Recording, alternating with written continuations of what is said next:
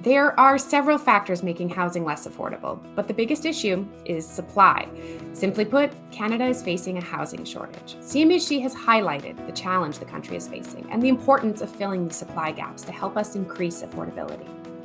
As part of our extensive work and analysis to better understand supply trends and needs, we've published the third edition of our Housing Supply Report. Hi, I'm Renee Nat, and pleased to be hosting today's conversation all about supply. We'll be diving into our housing supply report, which looks at new residential construction across Canada in our six largest markets, so Vancouver, Calgary, Edmonton, Toronto, Ottawa, and Montreal. The research is based on data from 2022 with the hopes of shedding light on the trends that can influence our future needs. Joining me today for our conversations are the co-authors of the report, Eric Bond, who is CMHC's economist and market analyst based in Vancouver, and Francisco Talino, our economist based in Montreal. They both have in-depth knowledge of their respective markets, but can also speak to the wider market dynamics and supply needs across the country. Eric, Francis, thanks so much for being here today and speaking with us. Let's get right into it. Can you tell us a little bit about some of the key findings of this report? So about a year ago, we published a new report where we show basically that there was a lack of housing units in the Canadian housing market. And one way to increase the number of housing units in the market is to build those new dwellings. This is why we're publishing right now the Housing Supply Report. And if we go back in time, 2021, there was a lot of housing starts across Canada, across major CMAs. Even some part of the country reached record high level of housing starts. 2022 was a bit different. So we're seeing increase in housing starts in some urban centers like Calgary, Edmonton, which are markets that are more affordable, so maybe a bit less sensitive to the increase in construction costs or financing costs to do new projects. In Toronto as well, we had an increase in the housing starts, but that would reflect past demand, basically, because 2 years ago, a year ago, there was a lot of demand in the market. People were buying condo on pre-sale condo, and now those condos are being built. And if you look at the data, 2023 data or 2022, those condo sales are going down. So that would reflect past demand for Toronto. Vancouver, the housing starts were stable. So in Montreal, there was a decrease in housing starts, but if you look at the level, it was comparable to what we had before the pandemic. So yes, a decrease, but still a high level of housing starts. If we look at other interesting findings would be apartment starts. So some of those apartments will go to the rental market, some of them will go to the condo market. In the last few years, we saw rental starts trending up, so more and more apartments would go to the rental market and less to the condo market.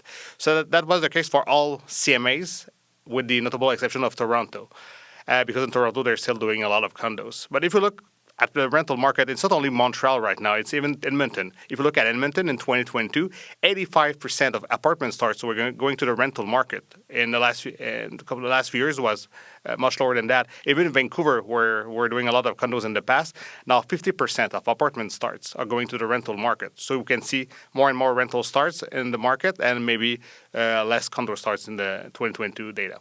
We also found that inventories of new homes that are ready to buy, those are now at historic lows. And actually, in the case of Toronto and Montreal, they haven't been this low since the 1990s. That inventory was actually especially low for semi-detached and row units, which are usually some of the more affordable housing options in those cities as well, compared to single detached homes.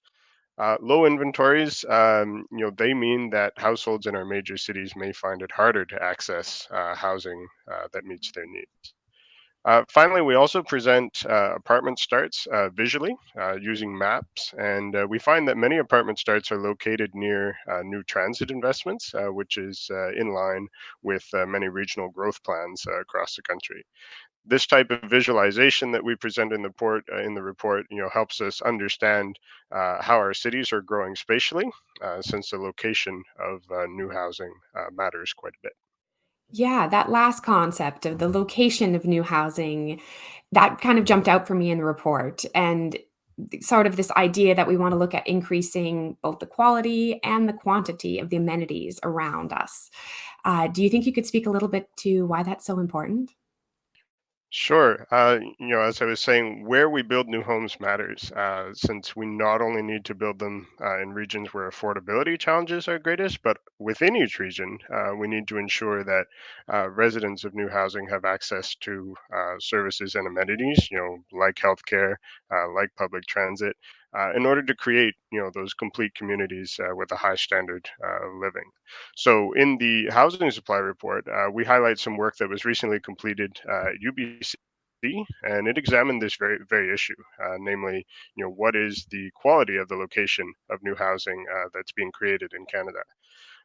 They found that over the past 5 years, about 80% of housing starts in Canada's six largest cities were actually located in low amenity neighborhoods. So, meaning residents had access to fewer services or needed to travel further to receive them.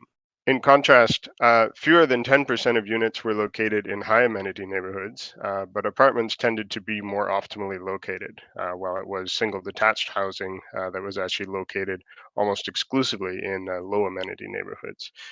So, overall, we see this as quite revealing data that I think demonstrates the opportunities we have to improve the locational quality of the new housing that we create in Canada. And that also brings the complex question on affordability and proximity to amenities. So often, where housing starts occur and there's a lot of amenities, land is not available, land is expensive, so it's going to be more costly to produce those new housing units. On the other hand, in areas where land is more available, where it's less costly to provide new units to the market, there's not a lot of amenities close to those new housing starts, which would be more affordable.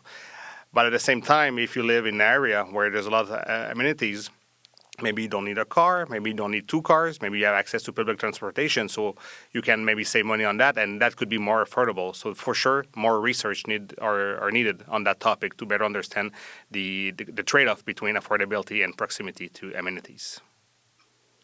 Yeah, that's a Yeah. great point, and we think it's critical that a larger percentage of the nation's future housing starts be delivered in areas, that provide that higher quantity and higher quality of amenities. And I think part of the work to get us there will include, first ensuring that we track the amenities that are present in areas where we add new housing, so some reporting, and second, to also focus on delivering higher density housing, which can then, of course, support more amenities in the area.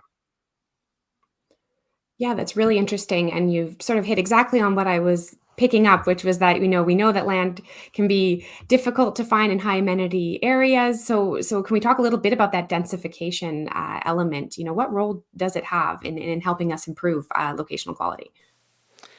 So, in previous editions of the Housing Supply Report, we look at new data on number of units per building, per structure, and also the number of stories per structure. And wanted to know if there was any difference between the CMAs, because that's going to have an impact on construction costs. High-rise structures with concrete is more costly probably than small structures that you're going to build maybe in other CMAs. As well, that's going to impact the time of construction. So if you build a lot of high-rise structures, that's going to take years to build. But if you construct a lot of small structures with limited number of stories, you're going to provide more units more rapidly to the market. So what we look at in the previous edition is that there were, in fact, differences among the biggest urban centers in Canada. In places like Montreal, Calgary, Edmonton, and Ottawa, there was a lot of small structures with a limited number of stories, and a lot of them, once again, bringing more units to the market, removing a bit of the pressure that the housing market was having. On the other hand, in Toronto, you had a lot of high-rise structures with 20, 25 stories, and those buildings can take 3, 4 years to be completed, so that those units would be completed and then arrive to the market, but you had to wait 3 to 4 years. And Vancouver would be, I would say, between those two situations, between Toronto and the situation of Montreal, Calgary, and Edmonton. So just to look a little bit more in what happened in 2022, it's certainly still the case that Toronto produces the largest and tallest residential buildings among the Canadian cities that we studied. In Toronto, about 175 units per building, 15 stories on average, and as Francis mentioned, that leads to a long construction time. What we also found in 2022 is that the proportion of mid-rise apartment buildings, so those between 4 to 6 stories and then 7 to 20 stories, actually increased in the Toronto area. And meanwhile, actually, the number of very tall buildings decreased. So mid-rise buildings, have shorter construction times, and as a result, they could, help increase the number of units on the market more quickly. In other cities, we saw that buildings in Edmonton and Ottawa, for example, had an additional 20 units on average per building last year compared to the year before.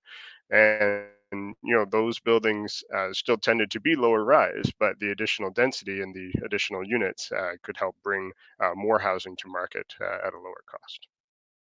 Yeah, that's be really interesting, and it'll be interesting to watch how that progresses.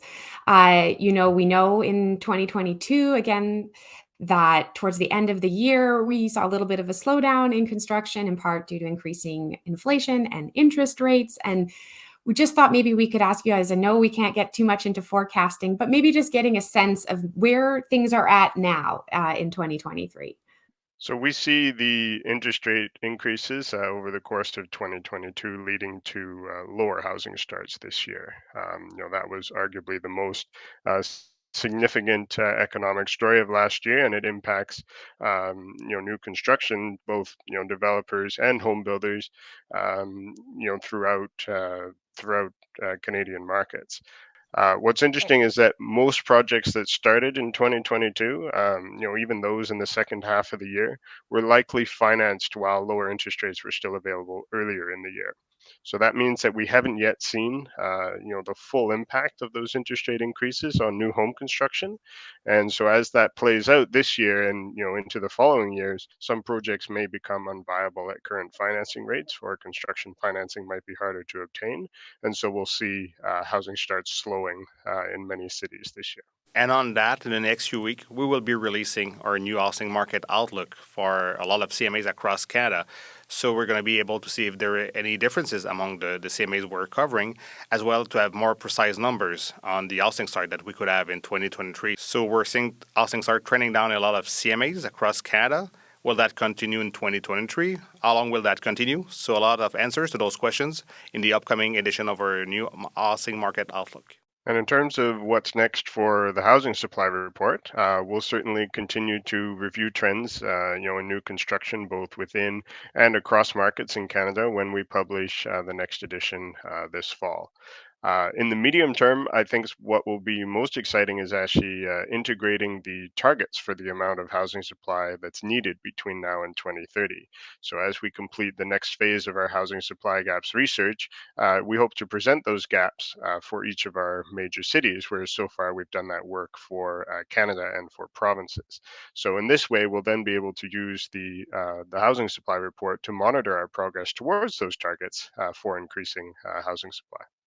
Thanks so much to both of you. This has been such an interesting conversation, and these insights are super valuable. And ultimately, we hope influence affordability moving forward. And thank you also to our listeners and viewers today. Please see the description below for a copy of the full report. And we do want to hear from you, so feel free to leave a comment and any feedback regarding the report or this conversation here today. Stay tuned for more conversations like this one with our housing market experts and for the Housing Market Outlook Report, which will be released later in April. Be sure also to subscribe to our newsletters and social media channels. Thanks so much, and we'll look forward to chatting with you next time.